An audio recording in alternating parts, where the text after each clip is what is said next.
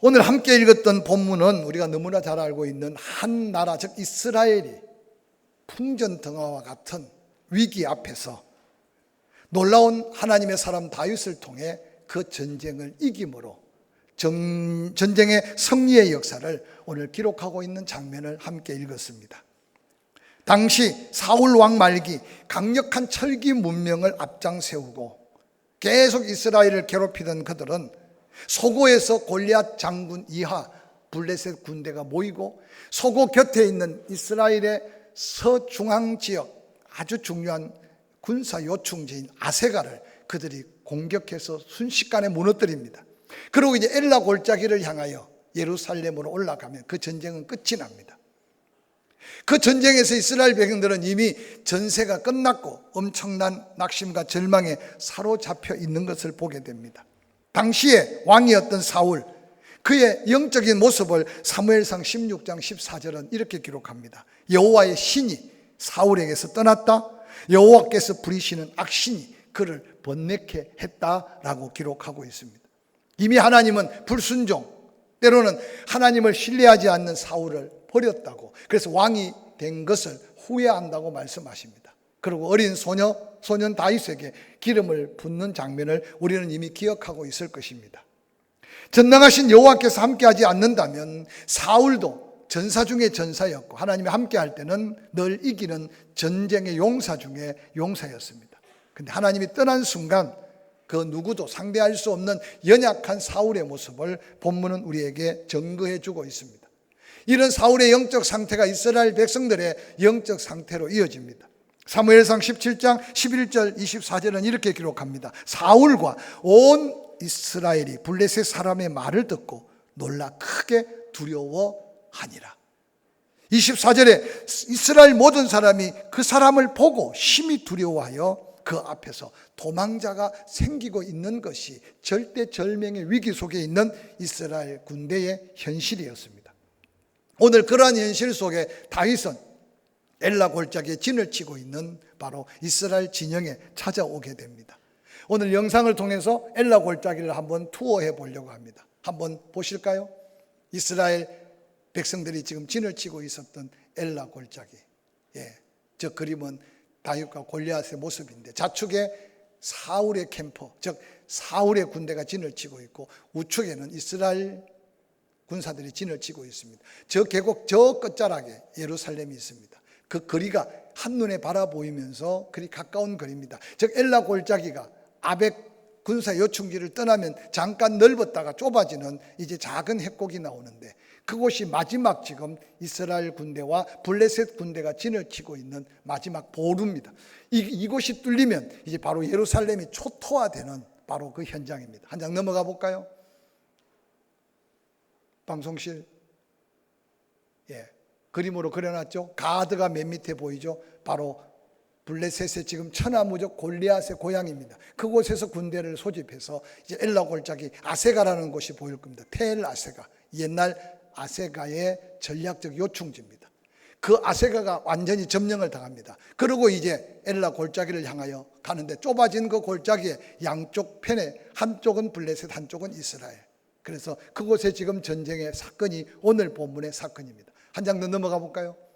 저 돌은 바로 물맷돌입니다. 엘라 골짜기에 발견된 건 아니지만 그 북은 팀나라는 곳에서 고고학 발굴을 할 때 미국에 있는 텍사스 포스워스에 있는 침례교의 가장 큰 신학교 사우스 웨스턴 신학교가 학생들이 저 팀나 발굴을 함께 하고 그 발굴된 것 중에 학교에 이제 고고학 박물관을 만들고 전시해 놓은 건데 저 손이 제 손입니다. 손에 얹어 놓은 것은 크기를 의미합니다. 그래서 다윗의 물맷돌도 아마 그 시절에 저런 매끈한 물맷돌일 거다. 그래서 그곳에서 발굴된 물맷돌을 학교가 지금 전시해 놓은 게 그 다음 사진입니다. 그 물맷돌들 5개를 지금 오늘 본문에 다윗이 가지고 나갑니다. 계속 넘겨볼까요? 엘라 골짜기, 블레셋 군대 가드에서부터 아세가를 공략하고 서고 좁아진 그 골짜기 이스라엘 군대가 방어를 하고 있습니다. 40일 동안 왜 그 강력한 난공불락에 예를 들어서 아세가가 무너지고 천하무적 골리앗과 블레셋 군사들이 그냥 쳐올라가면 될 텐데 왜 저 엘라 골짜기 소고 앞에서 진을 치고 40일 동안 있었을까? 그것은 많은 역사학자들이 이 본문을 해석할 때 이제 저곳이 뚫리면 이스라엘이 완전히 멸망을 당하기 때문에 마지막 생사를 건 이스라엘 군대를 쉽게 보지 못하고 지금 싸움으로 이기는 게 아니라 정신적 전략으로 지금 골리앗이 아침 저녁 외치면서 이스라엘 백성들의 길을 빼고 있는 장면을 소개하고 있습니다. 블레셋의 공격하고 있는 엘라 골짜기 위치를 소개하고 있습니다. 다음 사진 볼까요?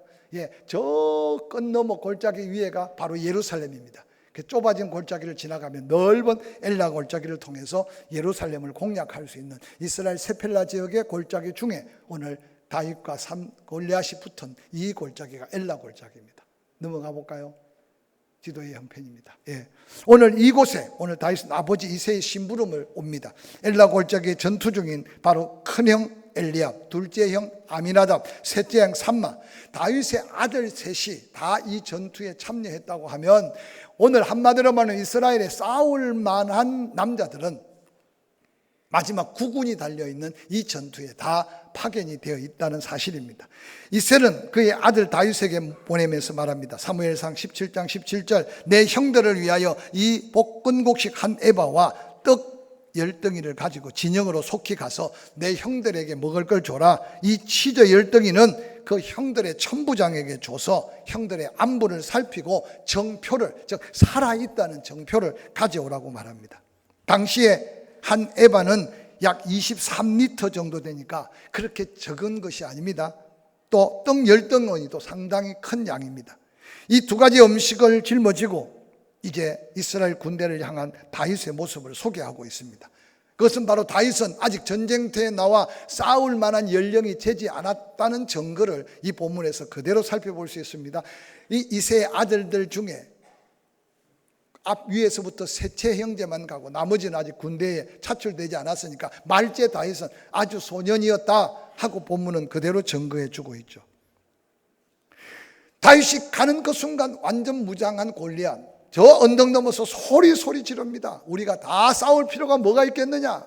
이미 너희의 서쪽 중앙의 진지 아세가가 힘없이 무너지지 않았느냐? 이제 나와 너희 중에 한 사람이 나와 싸워서 너희가 이기면 우리가 너희 종이 되마. 너희가 나와서 우리에게 지면 나에게 지면 너희가 종이 되면 되지 않겠느냐? 이것이 하루 이틀이 아니라 40일 동안 지금 계속되고 있는 시점에 다윗이 등장한 겁니다. 그러면 아니 천하무적 골리앗이 어떤 사람이었길래 이스라엘 백성들은 그같이 두려워하고 그가 말만 하면 이제는 두려워서 도망자가 생길 정도였을까? 이 골리앗은 바로 가드 출신입니다. 여호수아 11장 22절에 보면 이스라엘 백성들이 가나안을 정탐할 때 아낙 자손을 보고 키가 죽어서 두려워 떨었던 그 자손이 흩어져 살면서 가드에 다시 모여서 그 거인족이 살았다는 증거가 여호수아서에 잠시 등장합니다.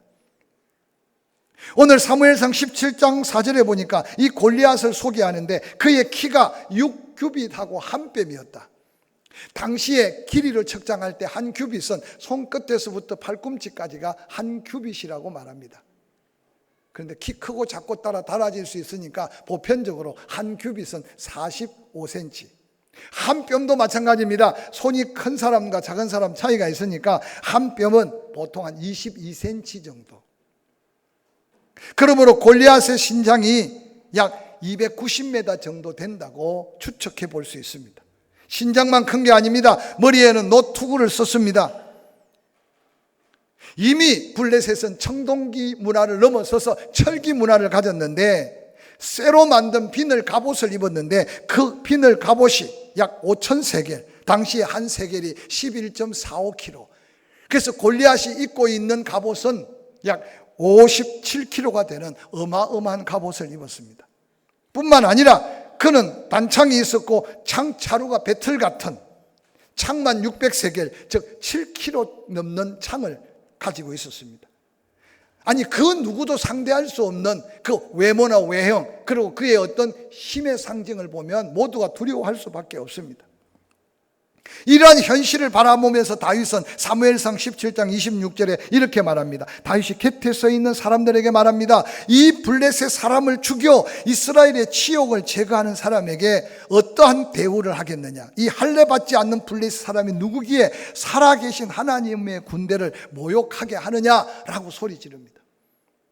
다윗이 뭔가 상금이 필요해서, 아니면 다윗이 뭔가 인기가 필요해서가 아니었습니다.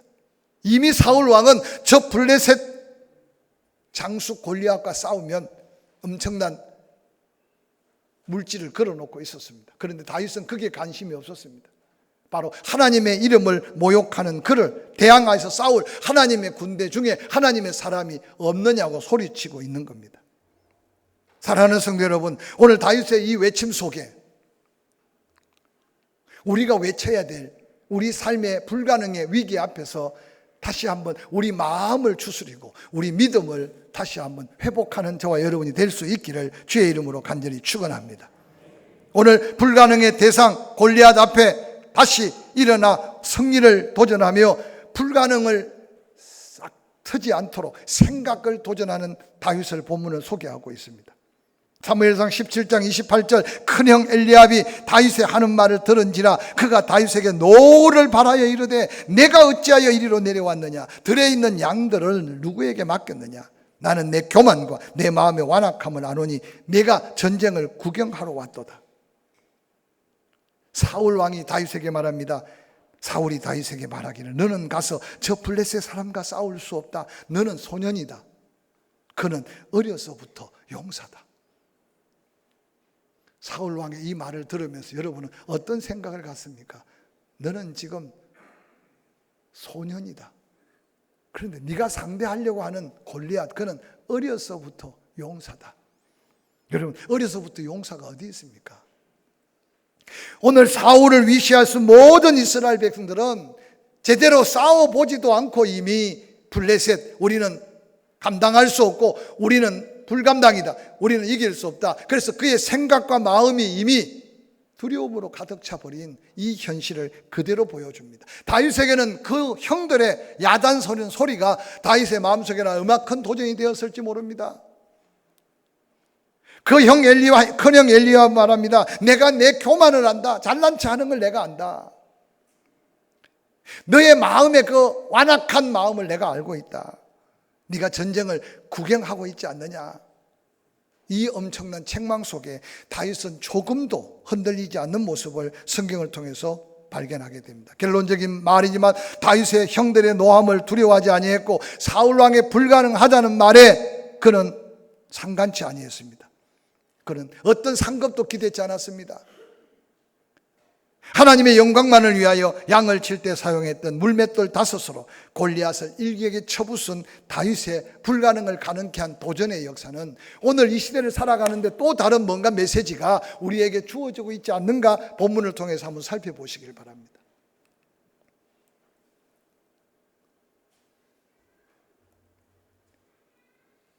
우리는 끊임없이 개인, 가정, 때로는 국가적인 크고 작은 위기를 느낍니다. 근데 어느 날 나도 모르게 조그마한 위기 앞에서도 내가 감당할 수 없으면 불가능. 그래서 어느 날 스스로 주저앉고 스스로 포기하고, 스스로 주저앉고 포기하는 것뿐만 아니라 원망, 불평, 때로는 낭망, 좌절, 자포자기. 그래서 아무것도 도전할 수 없는 연약함으로 인생 나락에 떨어져 있는 모습이 때로는 이 민족의 모습일 수 있고 우리의 삶의 모습일 수 있을 것입니다.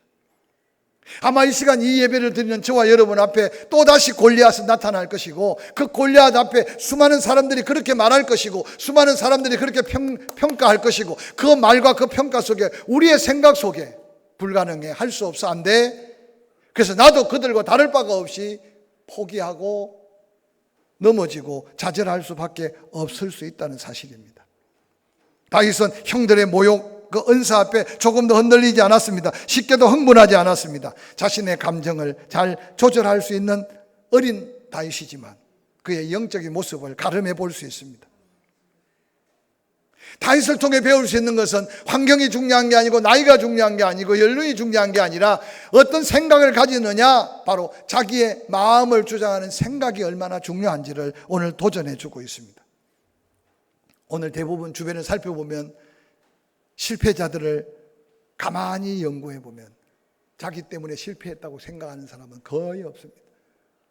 상대 때문에, 아니면 다른 환경 때문에, 어떤 경제적인 여건 때문에. 근데 놀랍게도 성공을 이야기하는 사람들 한결같이 말하기를, 자신과의 싸움에서 넘어지는 사람은 그 어떤 싸움도 싸울 수 없고 싸워서 이길 수 없다고 말합니다. 골리앗을 정복할 수 있는 사람은 오늘 다윗이었습니다. 골리앗을 정복한 다윗은 세상의 가치관이나 세상의 어떤 능력이나 세상의 어떤 스펙이나 세상의 어떤 스킬 기술이 아니었습니다. 모두가 두려워 떨고 무서워하는 골리앗. 그런데 다윗의 마음속에는 왜 그 두려움이 없었을까요?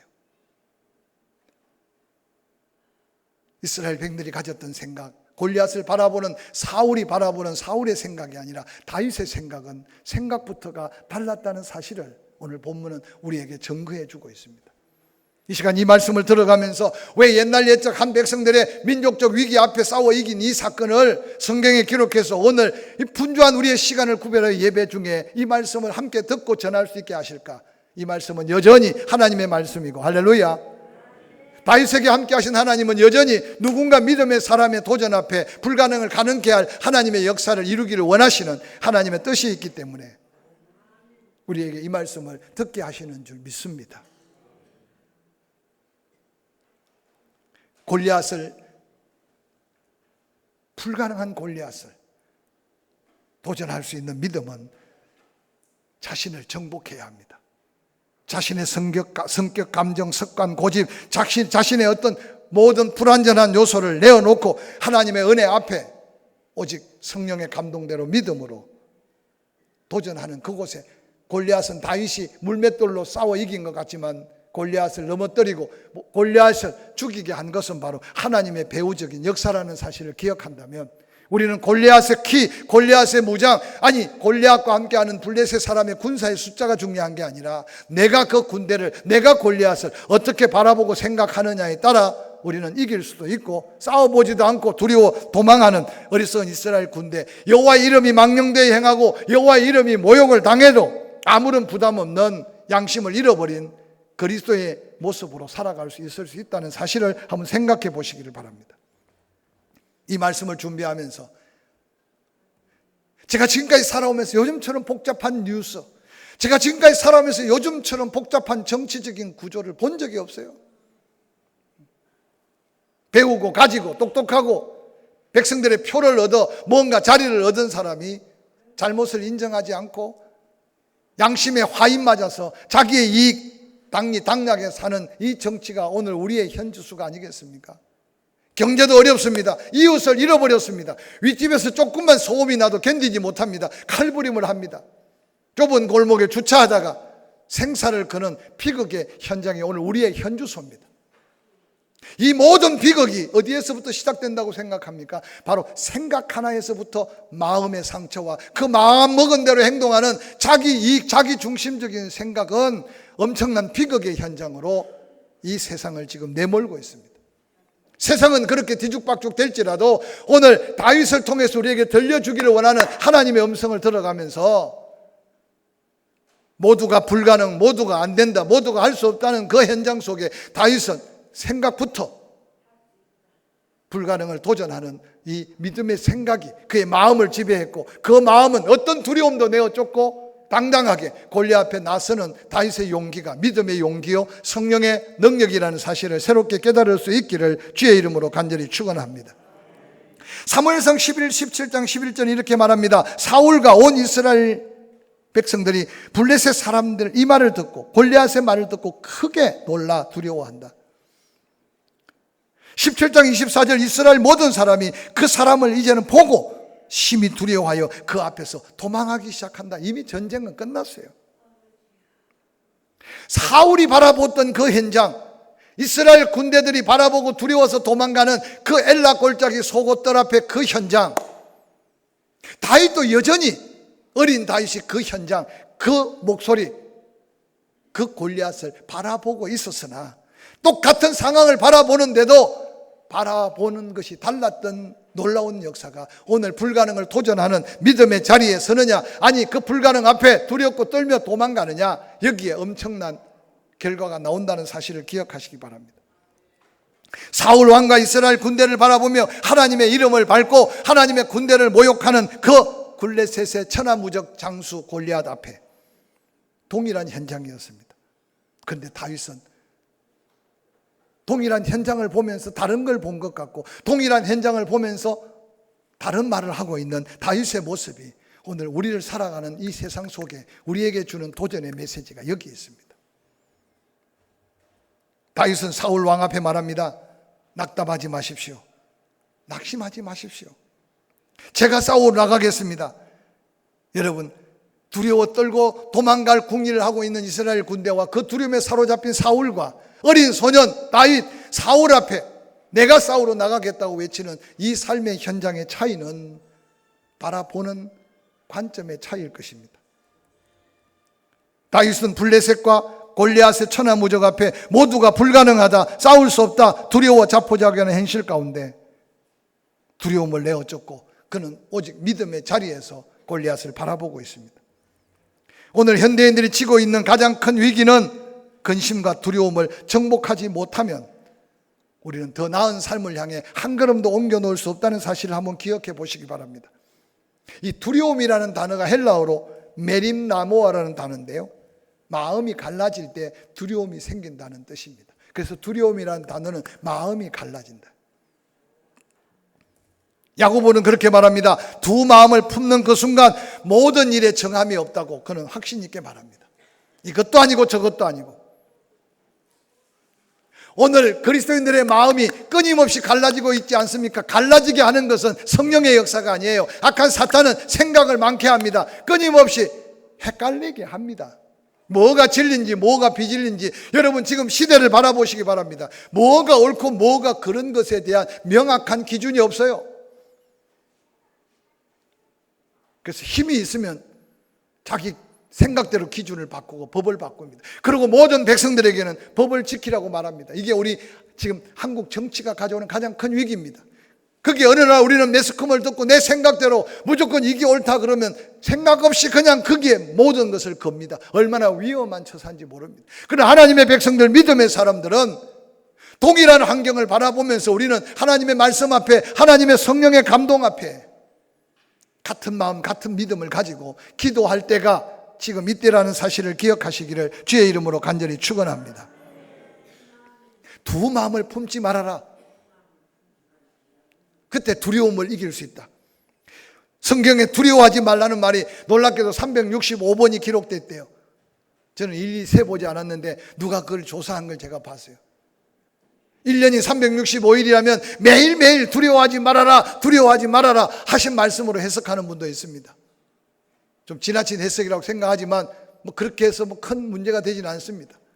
여러분, 성경에 염려하지 마라, 두려워하지 마라 얼마나 자주 하나님께서 말씀하신지 몰라요. 왜 말씀하셨을까요? 염려할 수밖에 없고 두려워할 수밖에 없는 현실 속에 우리는 살아갈 수 있어요. 그러나 사울과 이스라엘 군대가 바라보는 잘못된 골리앗만 바라보고 강력한 블레셋 군대만 바라보지 말라는 거예요. 아니, 다시 전능하신 하나님을 바라볼 수 있어야 한다고 도전하는 말씀이 본문의 말씀이 아닌가 생각합니다. 작은 문제 앞에 두려워 떨고 무서워하는 오늘 현실 앞에 다윗을 통해 우리에게 말씀합니다. 천하무적 골리앗, 철기 문명으로 무장한 블레셋 군사들 앞에 두려움을 정복한다는 것은 바라봄의 차이, 환경을 어떻게 바라보느냐의 차이라는 사실을 가르쳐 줍니다. 사랑하는 성도 여러분, 지금도 하나님의 놀라운 역사를 가로막는 최대의 적은 불가능한 환경 앞에 두려움과 염려 속에 주저앉아 버린다면 하나님도 아무것도 할 수 없다는 사실을 기억하시기 바랍니다. 그 두려움을 정복하고 하나님을 바라볼 때 불가능의 골리앗을 도전할 수 있는 것이 다윗이 우리에게 주는 영적인 도전입니다.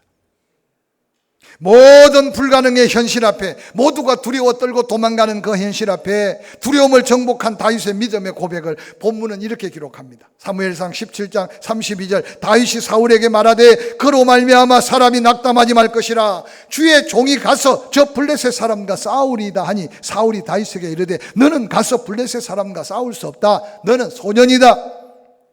사울이 바라보는 모습이, 그는 골리앗은 어려서부터 용사다. 저는 이 말씀을 읽으면서 이해가 안 돼요.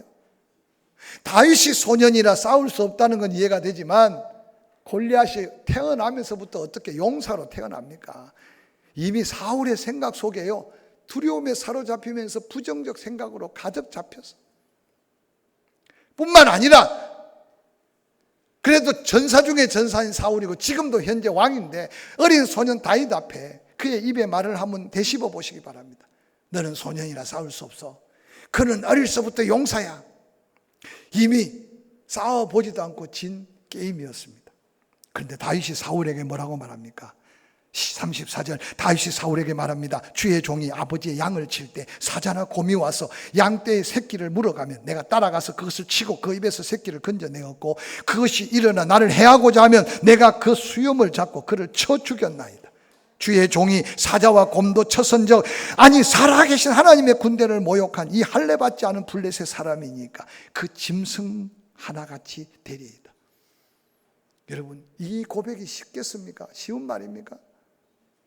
다윗은 벌써 보는 게 다르고 그 동일한 환경을 바라보면서 생각이 달라요. 사자와 곰이 지 배가 고파서 양 중에도 가장 연약한 어린 새끼를 물고 가지만 다윗은 쫓아가서 그 사자와 곰의 입에서 양의 새끼를 건져냈어요. 먹이를 빼앗긴 사자와 곰이 혹시 다윗을 해하려고 공격하면 다윗은 그 사자와 곰의 수염을 잡고 휘둘러서 패대기를 쳐서 그들 죽였다는 거예요. 그러면서 고백하기를, 아니 자기 배고픈 거 배 채우러 오는 곰과 사자도 그렇게 당당하게 쳐 부술 수 있도록 하나님이 나를 도와주셨는데 지금 상황은 어떻습니까? 자기 먹이 하나를 이게 도둑질하기 위해 온 사자와 곰이 아니라 살아계신 하나님의 이름을 모욕하고 하나님의 백성들 그 군대를 모욕하는, 아니 하나님과 대항하려고 하는 저 골리앗, 그는 이 사자와 곰보다도 못합니다. 이게 오늘 다윗이 그 환경을 바라보는 관점이 달랐던 모습이에요. 놀랍게도요, 골리앗이 지금 싸우러 나온 상대를 보니까 세상에 막대기 하나를 들고 어린 소년이 오고 있거든요. 이 엘라 골짜기 들판 소고 앞에 들판에서 골리앗이 하도 기가 안 차니까 투구떡문을 열고 쳐다본 거 아니에요. 네가 나를 괴로 여기느냐, 막대기 가지고 뒷집 개 쫓듯이 내한테 나왔느냐 그러는 거예요. 그 순간 다윗이 그동안 열심히 곰을 때려잡고 사자를 때려잡고 쫓아내려고 아마 물맷돌 연습을 얼마나 했겠습니까? 그렇게 연습한 다윗의 물맷돌은 백발백중. 저는요, 그 물맷돌이 골리앗을 쳐 죽였다고 생각하지 않아요. 아이고, 목사님 분명히 물맷돌을 던져서 골리앗의 이마에 박혀 죽었는데요. 여러분, 골리앗이 사실 소년 다윗이 던지는 물맷돌 파워에서 죽은 게 아니라 다윗은 믿음으로 물맷돌을 던져 들렸고 물맷돌의 파워를 하나님이, 전능한 하나님이 100배, 1000배 강하게 하셔서, 할렐루야! 이게 믿음이에요. 이게 우리는 연약하고 우리는 아무것도 할 수 없을 것 같지만 믿음으로 순종하고 감동대로 도전하는 곳에 하나님이 도우시는 하나님의 전능하심의 능력이라는 사실을 새롭게 깨달을 수 있기를 주의 이름으로 간절히 축원합니다. 그래서 하나님은 다윗에게 물맷돌을 주셨고 우리에게는 기도하라고 하나님께서 기도의 능력을 주셨어요. 말재주도 없어요. 기도가 제대로 안 돼요. 목사님은 크게 주여 주여 하라고 하는데 주여 소리도 잘 안 나와요. 그러나 여러분, 기도하면, 믿음으로 기도하면 나의 기도는 볼품없고 나의 기도는 때로 보잘것없어도 믿음의 기도는 역사하는 힘이 크다. 할렐루야. 왜냐? 그 기도를 들으시는 하나님이 전능하신 하나님이시기 때문에. 근데 왜 기도가 안 되느냐? 우리 마음이 벌써요, 염려를 극복하지 못해. 아니, 하나님께 맡기라는데 맡길 수가 없어.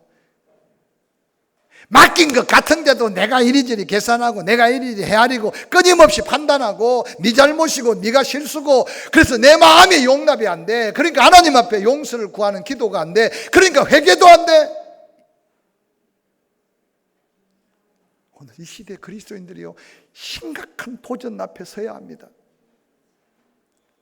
여러분 계산으로 안 풀리고 여러분 생각으로 해결 안 되면요, 반드시 깨달아야 되는 게, 지금까지 하나님 내 짧은 머리, 내 습관, 내 스타일, 내 어떤 생각대로 육신을 따라 살았습니다. 회개부터 해야 돼요. 어디로부터 설교할 거예요? 회개부터 해야 된다니까요. 할렐루야. 옆 사람 쳐다보고 좀 격려합시다. 회개부터 해야 된다. 마음에 조금이라도 염려가 있으면 회개부터 하시기를 주의 이름으로 간절히 축원합니다. 마음에 조금이라도 불안한 요소가 생기면 하나님 앞에 회개부터 해야 돼요.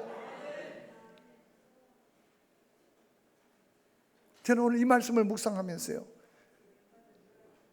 다윗의 이 놀라운 믿음의 용기는 전능하신 하나님만 바라봤기 때문입니다.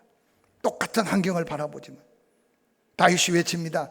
주의 종이 사자와 곰도 쳤는데 살아계신 하나님의 군대를 모욕한 이 할례받지 않는 블레셋 사람이니까 그 짐승 하나같이 될 겁니다. 37절 또 다윗이 말합니다. 여호와께서 나를 사자와 발톱의 손에서 건져내셨은즉 곰의 발톱에서 나를 이 블레셋 사람의 손에서도 건져내리이다. 사울이 다윗에게 가라, 여호와께서 너와 함께 하시기를 원한다. 사랑하는 성도 여러분, 불가능한 골리앗, 아마 다윗이 왜 두려움이 없었을겠어요? 두려울수록 하나님을 더 의지하고 두려울수록 하나님의 능력을 믿으니까 믿음이 자리 잡는 그 순간 두려움은 물러가는 거예요. 다윗의 믿음을 성경은 이렇게 소개합니다. 사무엘상 17장 45절 다윗이 블레셋 사람 골리앗에게 소리질러 말합니다. 너는 칼과 창과 단창으로 내게 나온다. 세상 사람들은 싸움, 전쟁, 칼이 있어야 되고 창이 있어야 되고 단창이 있어야 돼. 골리앗의 완전 무장은 누가 봐도 기가 죽고 누가 봐도 두려울 수밖에 없어. 아니, 싸워보기도 전에 인간의 생각은 불가능, 인간의 생각은 이길 수 없어요. 다윗은 왜 그 같은 골리앗을 보고도 두려움이 없었을까요? 다윗은 골리앗 넘어 바로 전능하신 하나님을 바라볼 수 있었다는 사실을 소개합니다. 너는 칼과 창과 단창으로 내게 나온다. 그러나 나는 만군의 여호와의 이름으로 내가 모욕하는 이스라엘 군대 여호와의 하나님 이름으로 내게 나아간다. 오늘 여호와께서 너를 내 손에, 내가 너를 아니에요. 오늘 여호와께서 너를 내 손에. 할렐루야. 이게 오늘 다윗의 믿음이에요. 내가 너를 쳐서 내 목을 베고 블레셋 군대의 시체를 오늘 공중의 새와 땅의 짐승에게 주어 온 땅으로 이스라엘의 하나님이 계신 줄 알게 하겠고 우리 집에 하나님이 지키시는 줄 알게 하겠고 내 남은 생에 하나님이 나와 함께 하심을 알게 하겠고. 할렐루야. 이 믿음의 불가능을 도전하는 한 걸음에서부터 운명이 달라질 수 있고 우리의 미래가 달라질 수 있다는 사실을 이 본문을 통해 다시 한번 깨닫고 믿음을 고백하고 도전하기를 주의 이름으로 간절히 축원합니다. 애써봤잖아요. 수고해봤잖아요. 왜 다시 헛걸음을, 왜 다시 헛수고에 인생을 걸고 있냐 그 말이에요. 새벽을 깨우면 도와준다고 했어요. 하나님의 나를 지키면 인생을 책임져 주겠다고 말씀하셨어요. 쪼달리고 어렵지만 하나님의 것을 믿음으로 구별하면 하나님은 분명하게 축복을 약속하셨어요. 하나님을 시험해 보라고 할 정도로 하나님은 당당하게 우리에게 그 놀라운 축복을 약속하셨어요. 왜 염려합니까? 왜 주저합니까? 왜 혼자 또 계산하고 혼자 또 밤을 지셉니까? 다윗은 17장 47절 여호와의 구원하심이 네가 생각하는 칼, 네가 생각하는 창에 있지 아니함을 이 무리로 알게 하겠다. 전쟁은 여호와께 속했다. 그가 너희를 우리 손에 붙이셨다.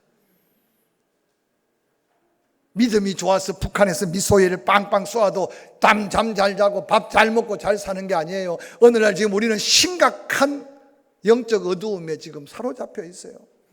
그러나 믿음의 사람들만이라도 이 말씀 속에 다윗의 믿음을 회상해가며 우리의 불가능을 가능케 하는 하나님의 말씀 앞에 도전하는 믿음의 사람이 여기저기 불같이 일어나야 돼요. 할렐루야. 세상의 모든 전쟁은 칼에 있고 창에 있다고 생각해요. 핵을 준비하고 미사일을 준비하면 싸워 이겼다는 말이 세상 어디 전쟁사에 나옵니까?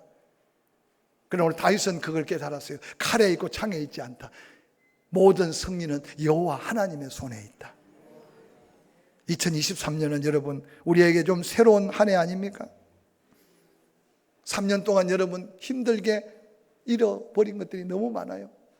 그래서 우리가 몸부림 쳐보자는 거예요. 이 한 해만 한번 주의를 온전히 한번 성수해 보자는 거예요. 하나님 것을 구별해가며 한번 도전해 보자는 거예요. 반드시 하나님이 회복하게 하신 하나님뿐만 아니라 새로운 창조적인 역사로 우리 앞에 어떠한 불가능도 다윗이 바라보는 자기 생각의 관점 차이를 바꿔서 자기를 이기고 환경 앞에 두려워 떠는 수많은 요인 앞에 하나님의 능력으로 무장하고 믿음을 고백하며 나아갈 때 반드시 하나님은 우리에게 다시 승리의 기적을 보여주실 줄 믿습니다.